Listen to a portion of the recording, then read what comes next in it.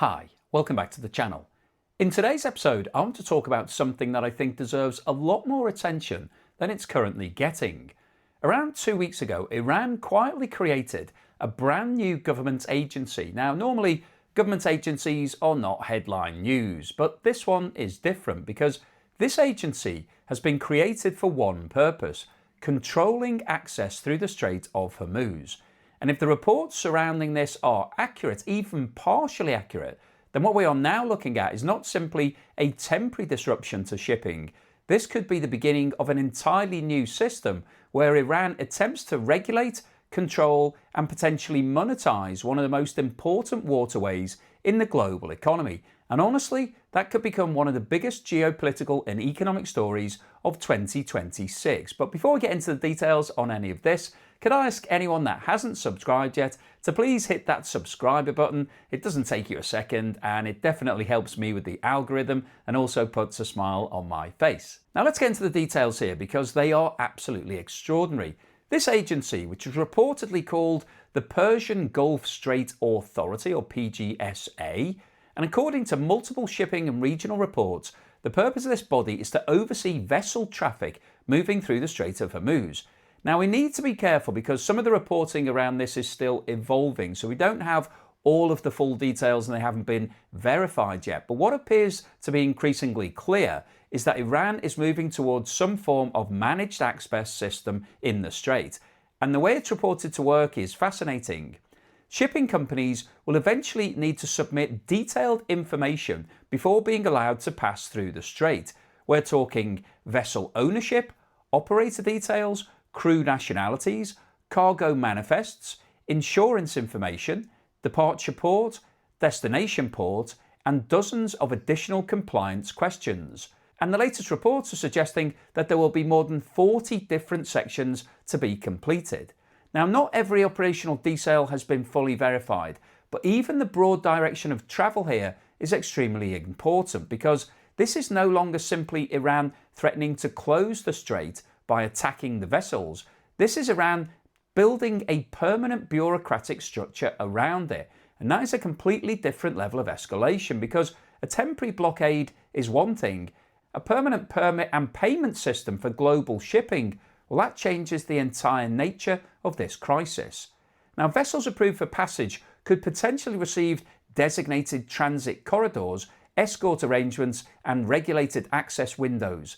There are also reports that substantial fees will be involved. The figure that I've seen is $2 million per vessel. And although the exact number is still to be verified, it doesn't really matter whether it's 200,000, 2 million, or 10 million. The bigger picture here is the principle itself, because the Strait of Hormuz is not the Panama Canal. It's not the Suez Canal. They are man-made infrastructure projects that cost enormous sums of money to build and maintain. And there's an accepted international framework around charging transit fees for those routes, because if you hadn't paid the money to build them, then they wouldn't exist, and so therefore you can charge a toll. But Iran didn't build the Strait of Hormuz, it didn't create it. And under international maritime law, specifically the concept of transit passage under UN Convention and the law of the sea, international shipping is generally supposed to have the right to pass through strategic international straits without arbitrary interference or charges. Now, Iran disputes aspects of that framework, and this is where things become extremely dangerous geopolitically, because the United States fundamentally opposes any attempt by Iran to control or monetize shipping through Hormuz. Washington's position is very simple. Freedom of navigation through international waterways is non-negotiable. And historically, the US has repeatedly used military force to defend that principle when it believes shipping access was under threat. So what we're now seeing is two completely opposing worldviews becoming more entrenched by the day.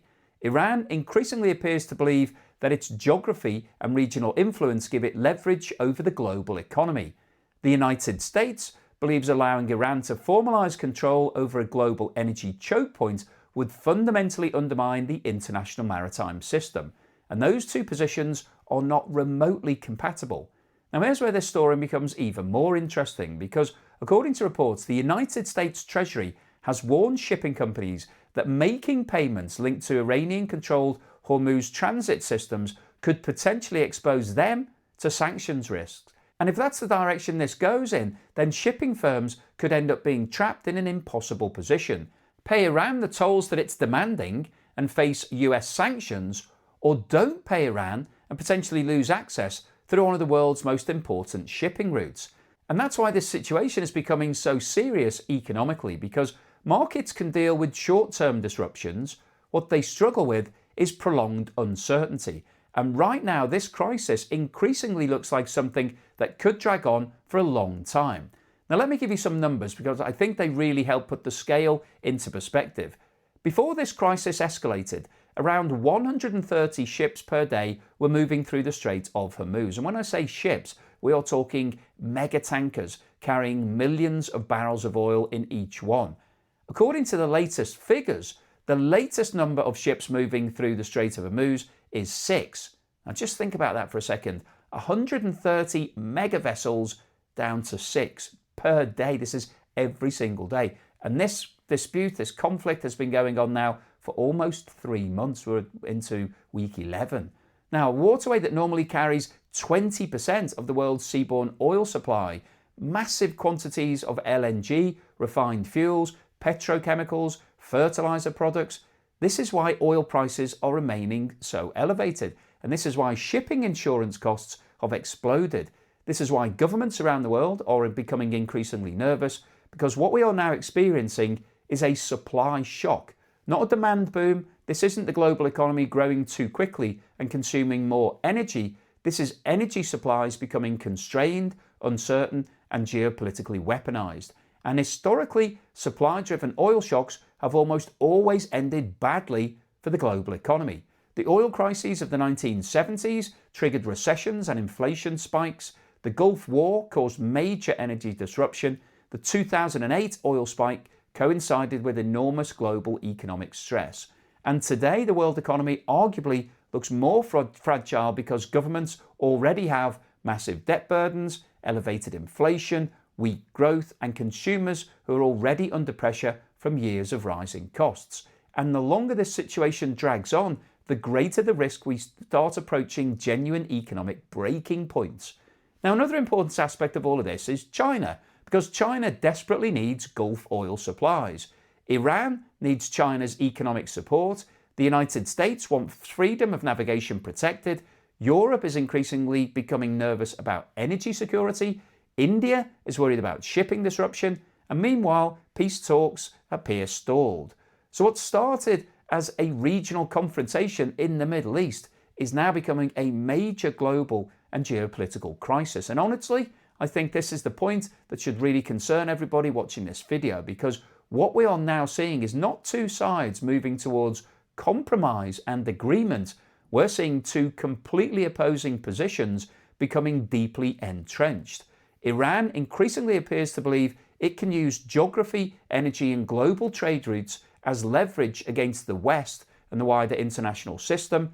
The United States is making it absolutely clear that freedom of navigation through international waterways is not negotiable. And the problem, there doesn't appear to be any obvious middle ground between those two positions. There's no easy compromise, no simple solution, no quick fix. And that's why this situation is becoming so dangerous, because if this turns into a medium to long-term standoff, the consequences for the global economy will be enormous. The Strait of Hormuz exists for a reason. Around 20% of the world's oil supply moves through that narrow stretch of water because geographically it's the most efficient, cheapest, and fastest route available.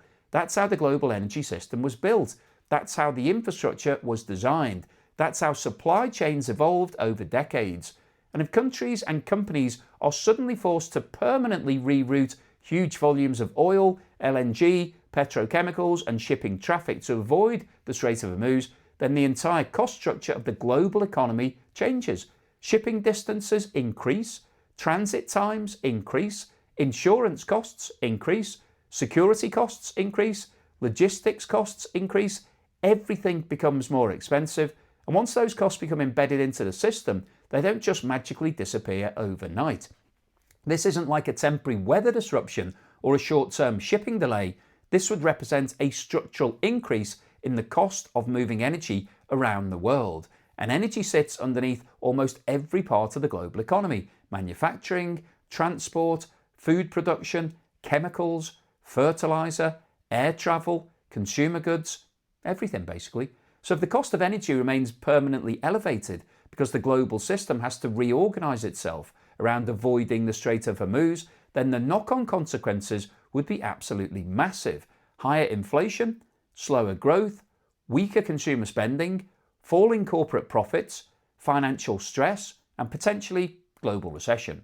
And honestly, I think one of the most worrying aspects of all of this is that Iran increasingly appears willing to tolerate ongoing economic damage if it believes it strengthens its political position over the long term. And that's the really alarming shift here. This no longer feels like a short-term crisis that everyone is urgently trying to resolve. It increasingly feels like both sides are preparing for a prolonged economic confrontation.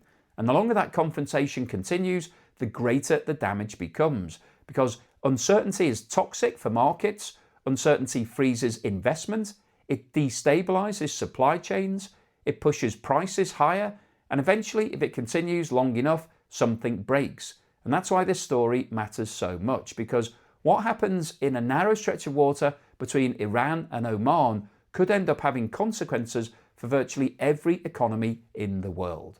So I'll keep you posted on any further news and developments. But hopefully you found today's video useful, informative, and most importantly, thought-provoking. If you've liked what I've said, or maybe you didn't like it but you thought it was interesting, then please give me a thumbs up. Please subscribe if you haven't done so already.